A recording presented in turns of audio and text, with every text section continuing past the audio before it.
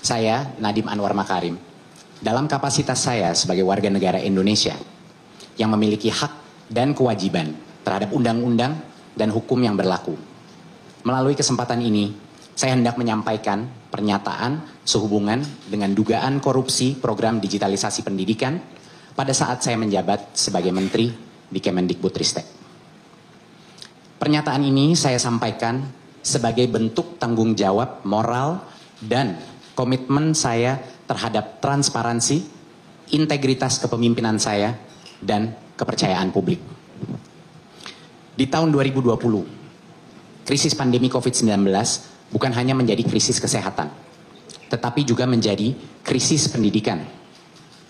Kemendikbudristek harus melakukan mitigasi dengan secepat dan seefektif mungkin, agar bahaya learning loss atau hilangnya pembelajaran bisa kita tekan.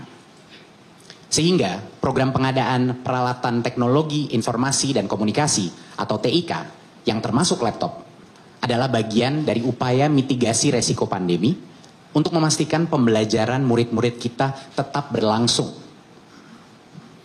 Kemendikbudristek melakukan pengadaan 1,1 juta unit laptop beserta modem 3G dan proyektor untuk lebih dari 77.000 sekolah dalam kurun waktu 4 tahun.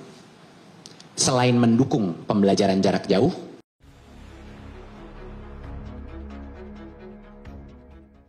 perangkat TIK itu juga menjadi alat peningkatan kompetensi guru dan tenaga kependidikan. Dan juga untuk pelaksanaan asesmen nasional berbasis komputer atau ANBK yang menjadi instrumen sensus kami untuk mengukur capaian pembelajaran dan juga dampak daripada learning loss. Saya sepenuhnya menyadari bahwa dalam setiap kebijakan publik, pengawasan dan akuntabilitas adalah hal yang tidak bisa ditawar. Selama saya menjadi Mendikbudristek, setiap kebijakan dirumuskan dengan azas transparansi, keadilan, dan itikat baik. Untuk menanggapi proses hukum yang saat ini tengah berjalan terkait pengadaan laptop Chromebook, saya menyampaikan hal-hal berikut. Saya menghormati dan mendukung sepenuhnya proses hukum yang sedang berlangsung. Penegakan hukum yang adil dan transparan adalah fondasi negara yang demokratis. Saya siap bekerja sama dan mendukung aparat penegak hukum dengan memberikan keterangan atau klarifikasi apabila diperlukan. Saya percaya bahwa proses hukum yang adil akan dapat memilah antara kebijakan mana yang dijalankan dengan itikat baik dan mana yang berpotensi menyimpang dalam pelaksanaannya. Saya tidak pernah menoleransi praktik korupsi dalam bentuk apapun. Saya mengajak masyarakat untuk tetap kritis, namun adil. Tidak terburu-buru dalam menarik kesimpulan di tengah derasnya opini yang dibentuk. Saya percaya masyarakat Indonesia berhak mendapat kejelasan dan keterbukaan. Saya berkomitmen untuk bersikap kooperatif demi menjernihkan persoalan ini dan menjaga kepercayaan terhadap transformasi pendidikan yang telah kita bangun bersama. Terima kasih atas perhatian dan doa dari masyarakat Indonesia. Wassalamualaikum warahmatullahi wabarakatuh. Om Shanti Shanti Shanti Om. Namo Buddhaya. Bayangkan, dana pendidikan 9,9 triliun yang seharusnya membuka jendela masa depan anak-anak Indonesia justru jadi bancakan. Laptop Chromebook harga asli cuma 1,7 sampai 2,5 juta, tiba-tiba di markup jadi 10 juta per unit. Bukan sekadar maling, ini perampasan habis-habisan hak siswa. Proyek digitalisasi pendidikan era Nadiem Makarim ini, kata Harley Siregar dari Kejagung, diduga penuh kong kali kong. Uji coba sudah membuktikan Chromebook tak efektif, tapi tetap dipaksakan. Untuk apa? Untuk berfoya-foya di atas penderitaan rakyat? Kejagung, usut tuntas, tunjukkan wajah para koruptor. Tapi ironisnya, RUU KUHP justru mengancam melemahkan kewenangan penegak hukum. Apakah ini serangan balik oligarki hitam yang takut kehilangan pesta uang rakyat? Kita tak boleh diam. Kawal RUU KUHP, pastikan keadilan tak dikorbankan, karena pendidikan bukan mainan.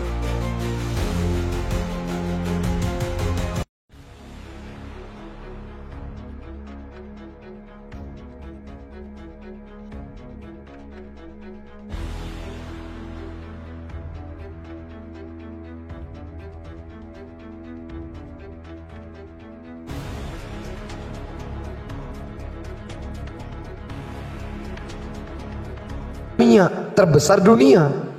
Waduh.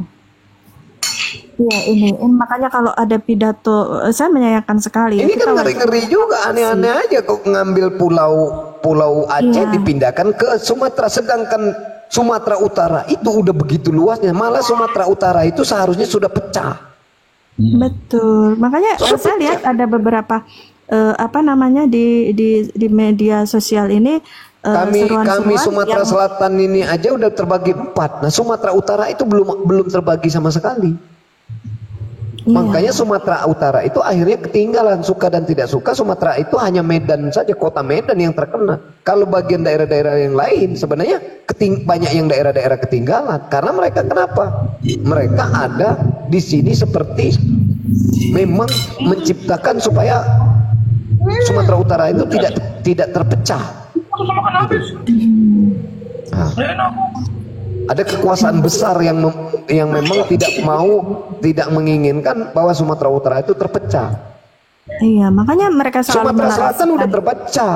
Sumatera Selatan udah terpecah. Menarasikan asing ikut terlibat, asing ingin menguasai. Ini bukan kata-kata yang sepatutnya kita harus waspada gitu. Kalau yang berbicara osang asing justru yang lebih asing itu ketika bangsa kita sendiri, saudara kita sendiri, mereka yang menghancurkan dari kebinekaan Tunggal Ika yang seharusnya ini menjadi jadi daerah-daerah yang lebih maju itu daerah-daerah pemekaran. Kalau daerah yang tidak dimekarkan itu daerahnya lebih tertinggal. Terus terang saja.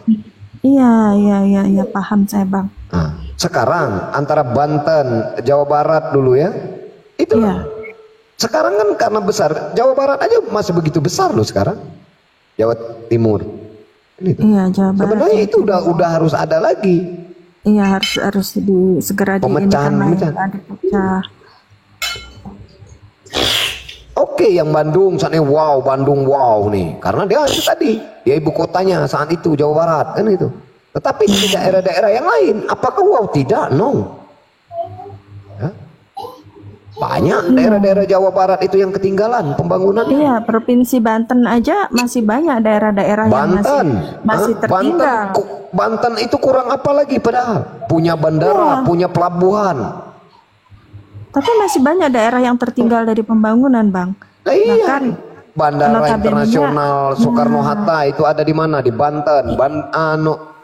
Pelabuhan Nasional ke Sumatera ada di Banten, Merak. Iya, Merak Banten.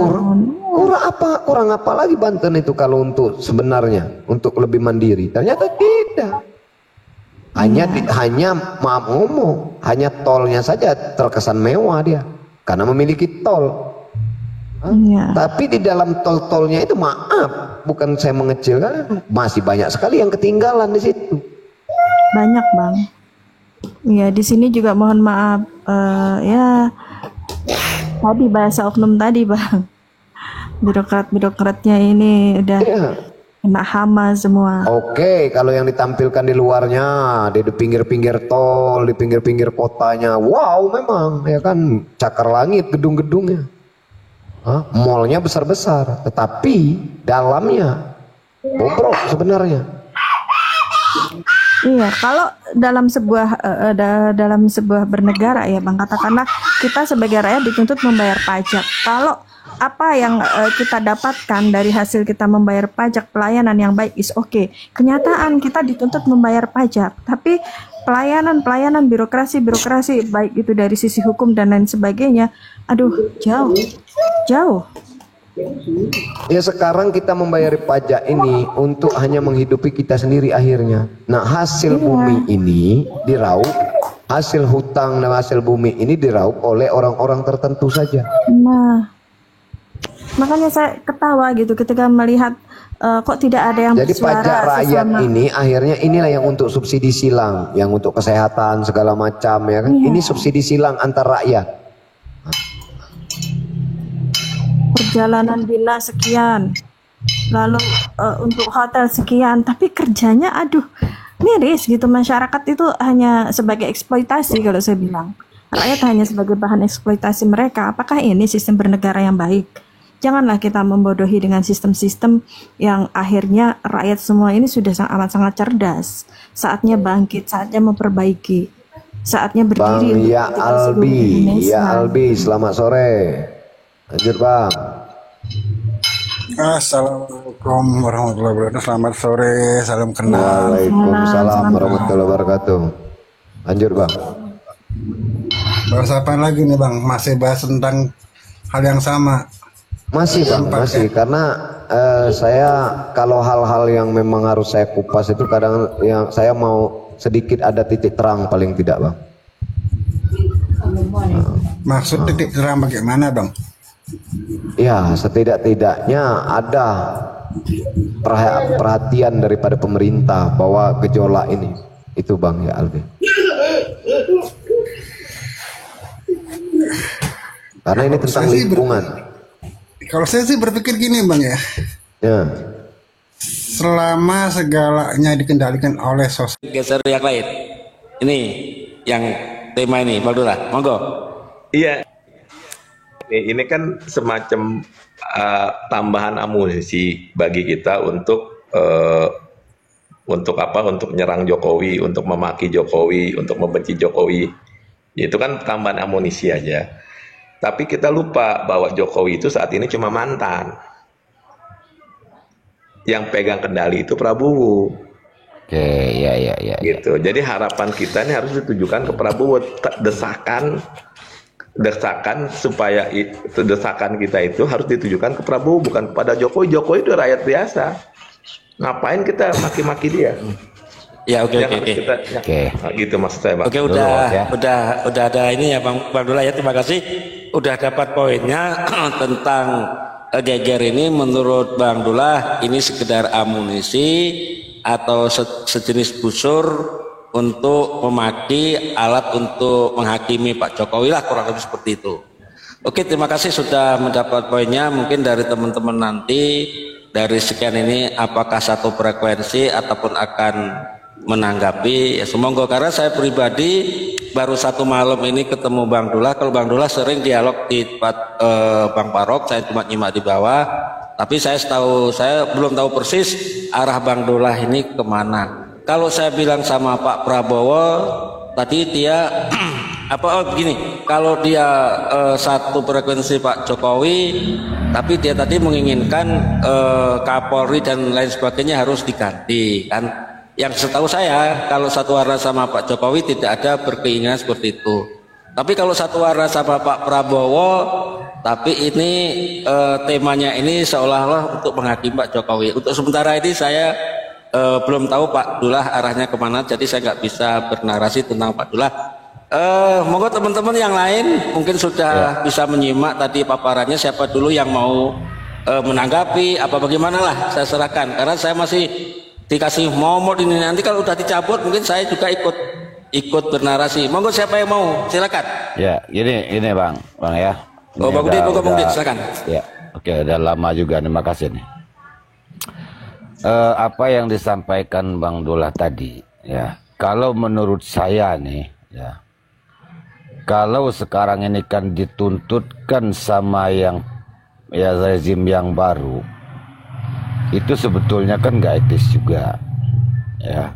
Kenapa? Rezim yang baru ini kan dia ini kan lagi mencari yang sebenarnya seperti apa, ya. Jadi jangan juga kita ya memframing ya untuk yang baru ini seolah-olah itu kan ya mohon maaf saya katakan itu kayak semacam cleaning service seperti itu ya. Karena ini ulah-ulahnya ini kan bukan ulah-ulah yang rezim yang baru ini kan rezim sebelumnya gitu. Itu satu ya.